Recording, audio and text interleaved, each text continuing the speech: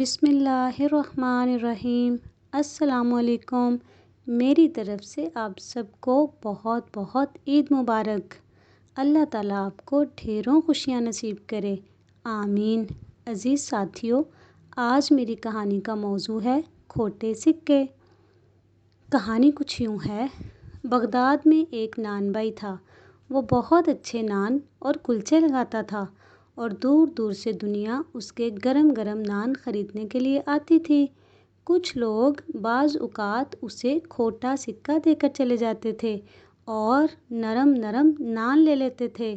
وہ نان بائی کھوٹا سکہ لینے کے بعد اسے جانچنے اور پرکھنے کے بعد اپنے گلے میں ڈال لیتا تھا، کبھی واپس نہیں کرتا تھا اور کسی کو آواز دے کر نہیں کہتا تھا کہ تم نے مجھے دھوکہ دیا ہے، مجھے کھوٹا سکہ دیتے ہو، مجھے بیوقوف بناتے ہو، جاؤ اپنے پیسے واپس لے جاؤ، میں تمہیں نان نہیں دوں گا۔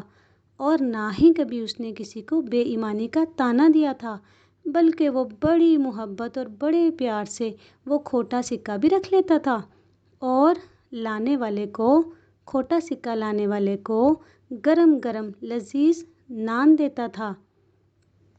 جب اس کا آخری وقت آیا تو اس نے پکار کر اللہ سے کہا، اے اللہ، تو اچھی طرح سے جانتا ہے کہ میں تیرے بندوں سے کھوٹے سکے لے کر انہیں اعلیٰ درجے کی خوشبودار گرم گرم صحت مند نان دیتا رہا اور وہ لے کر جاتے رہے۔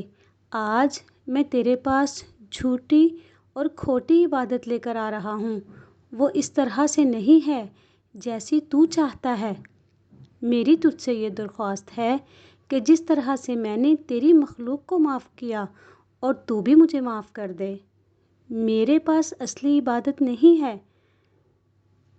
بزرگ بیان کرتے ہیں کہ کسی نے اس کو خواب میں دیکھا تو وہ اونچے مقام پر فائز تھا اور اللہ نے اس کے ساتھ وہ سلوک کیا جس کا وہ حقدار تھا۔ جی، اگر آپ کو یہ کہانی اچھی لگی ہے تو میرے چینل کو لائک کریں، شیئر کریں، سبسکرائب کریں۔ اللہ حافظ۔